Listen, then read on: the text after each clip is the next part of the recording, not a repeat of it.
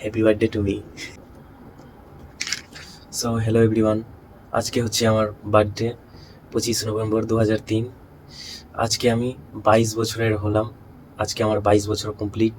So কেউ তো বিশ্বাসই করবে না, যেহেতু সবাই জানে যে 19-18 বছর, 18-19 বছর হবে, কিন্তু আজকে আমার 22 বছর কমপ্লিট। সো আমি হচ্ছি এখন বাইরে, আপাতত কোনো কিছু ডেকোরেট বা আর কোনো বার্থডে সেলিব্রেশনের কোনো কিছু নেই। সো বাড়িতে থাকতে গেলে ভালো করে বার্থডে সেলিব্রেশন হতো, 2-3 জায়গাতে তো হতোই, বাট বাড়িতে, দেন ফ্রেন্ডস, আর আরও কোনো জায়গাতে।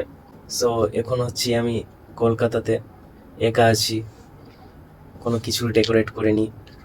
সো আমার বার্থডে যেহেতু, তার জন্য তো একটু হ্যাপি তো থাকতে হবেই। সেই ওয়েট, হ্যাপি বার্থডে তুমি, হ্যাপি বার্থডে তুমি।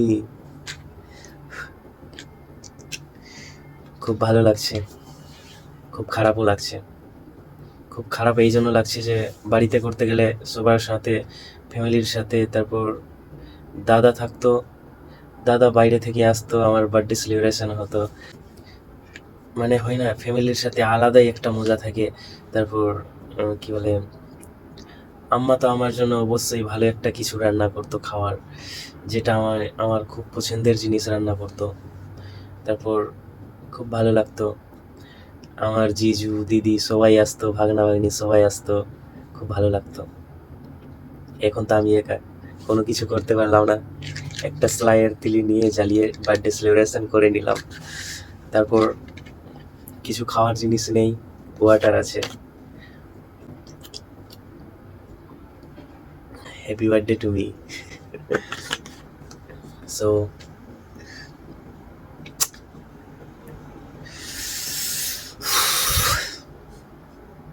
কেউ এখনো পর্যন্ত আমাকে বার্থডে সেলিব্রেশন জানায়নি, খুব ভালো লাগছে।